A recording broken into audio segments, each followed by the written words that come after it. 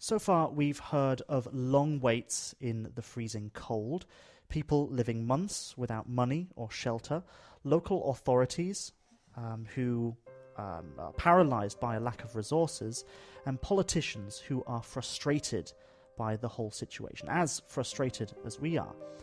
But I wanted to get more from someone who's already been through this. What you're about to hear is Khaled's story. We've changed his name to protect his identity and privacy.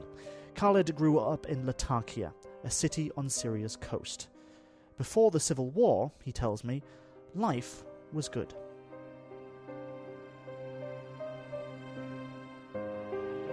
Okay, I grew up in my city, Latakia city.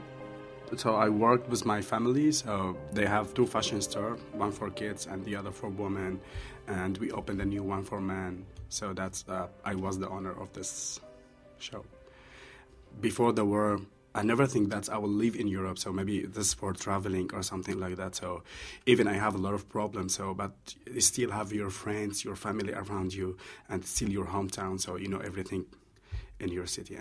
But the war that it's really worse, so we saw a lot of people dying in front of you and blood everywhere, and a lot of people still in the prison. So while Latakia was not under immediate threat of an Islamic State invasion, the police would crush protests criticizing the government for not sending food and resources to the people being attacked in the south.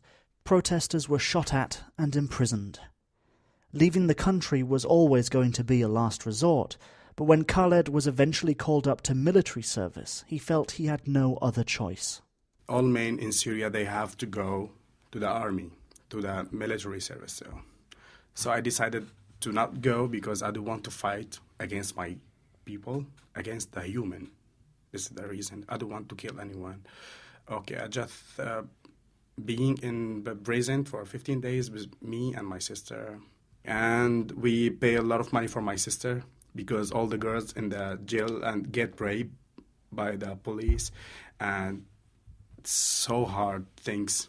Not only rape, I mean, just like stay in small, very small room. Mm-hmm. And that's like only bread a day and water because they don't want you to die.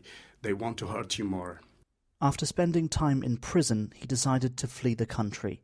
He found it impossible to make a life for himself south of the border in Lebanon, so he set his sights on Europe. He chose to make a risky crossing by boat from Egypt to Italy. Well, I found a lot of boat. So I found first man, and then I pay him like almost around $8,000. And they have to change the boat when you go from Egypt, and there is the border in the sea, so you have to change from this boat to the other boat. So the first boat, it was really small boat, but the other one, it was really big. And if they ask you for more money, so you have to give. If you don't give, they will throw you in the sea. And then if that much people in the boat, so they will select one guy or one woman or very old or someone sick, they will throw them in the sea. If there's too many people, they'll throw them into the sea. Exactly. And then before the Italy border, they will lift you. So call the Red Cross, they will help you, or call 112, and then we don't have phone. We have to buy the Thuraya phone in the boat, which is like $3,000 just for one call. We wait the Red Cross around 4 hours, so almost the boat... The boat almost sank. Exactly. So almost, so they save us. Many asylum seekers making the crossing by sea aren't as lucky as Khaled. Thousands have drowned making the journey from Egypt and Libya to European shores. After arriving in Catania, a port city in Sicily, he managed to avoid being held by the authorities. He made it to Milan, but was tricked out of €1,000 by a man who had promised to drive him to Germany.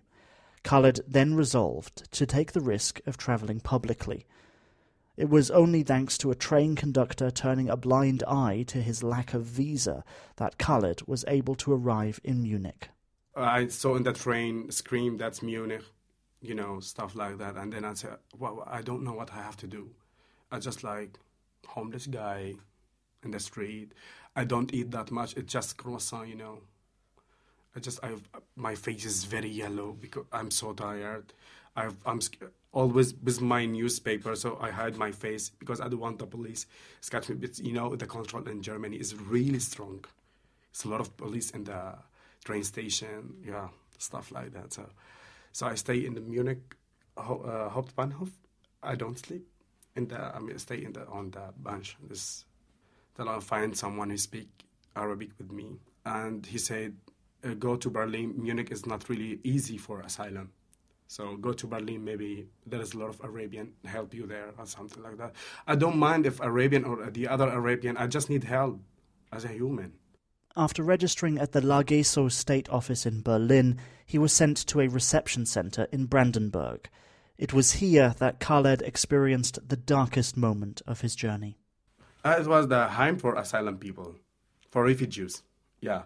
So you have to give them your paper from Berlin, that you are a new refugee here, and then they will give you your towel and your things to leave, and you have to sleep in one room.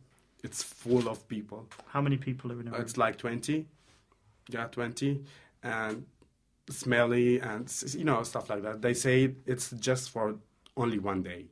So tomorrow we have to give you the new room, which is with 3% or 2%. Okay, I stay with 2% in this room, and it was horrible room. Why? I mean, disgusting. I mean, so dirty. So I don't care about that. I just want to sleep. Yeah, I stay like 1 week, and then I got so tired. I didn't eat till 12 days. You didn't eat for 12 days? Why? I refused to. I don't want to live again. I think it's end of the world. Even I come to Germany, and so it's nothing.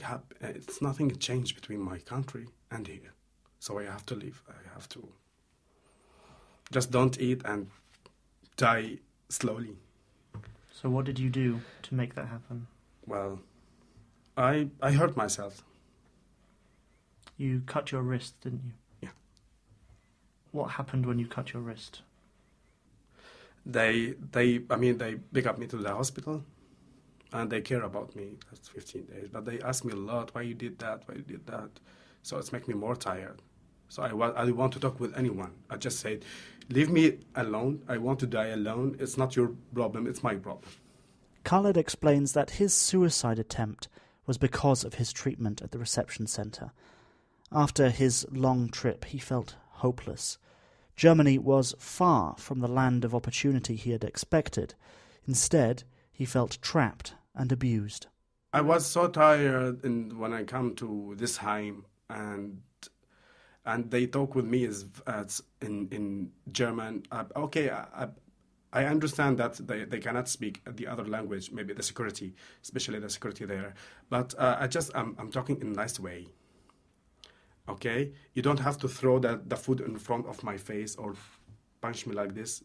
That security punched me like this. I told him, okay, thank you so much. Just give me the pillow. I'm fine. You don't need to throw it on my face. Just give it me by your hand. It's okay. I can accept that. So whatever this. If you don't want me to give me food, I don't want your food. Okay? He said just 2 words in English, fuck you. He told me fuck you, and he told me that this is Germany. After leaving that refugee shelter, he was moved to a processing centre a few kilometres away in Alt-Huttendorf, where he received an identity card.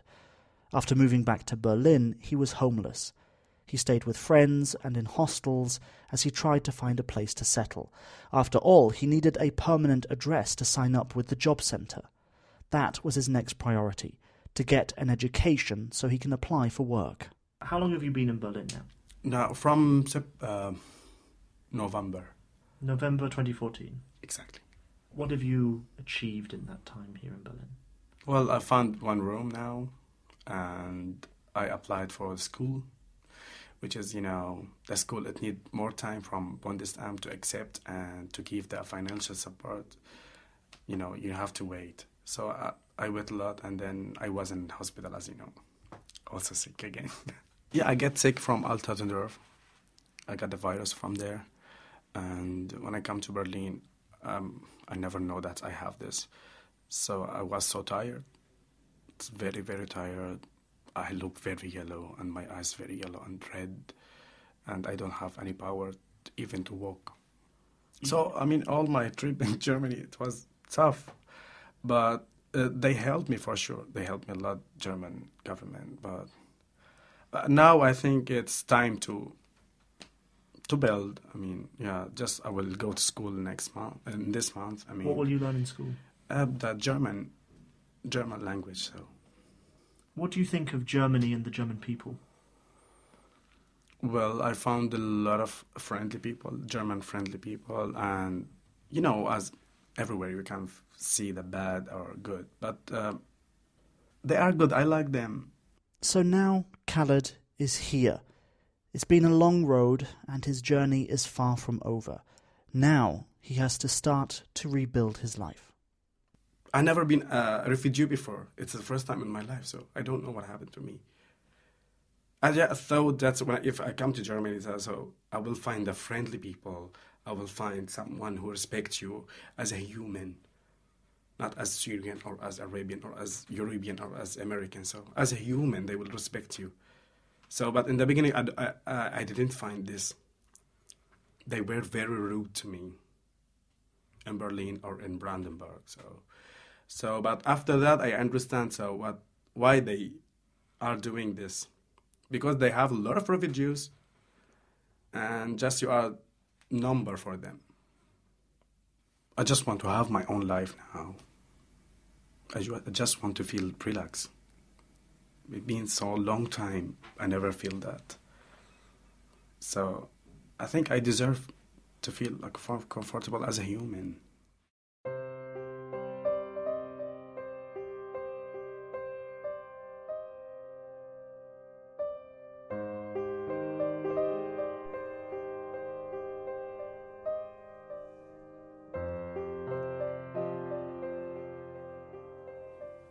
If you had one message to say to the German people about refugees in Germany, what would you say? I will say, please respect them, because they don't have other choice, because they have war in their country. It's not all of them they are bad. For sure, some of them they are really bad. I know that they are scared from the terrorists and what happened in France, what happened all over the world, but not all Middle East people they are bad. Yeah, just please be nice with them, because they get hurt a lot in their lives. So.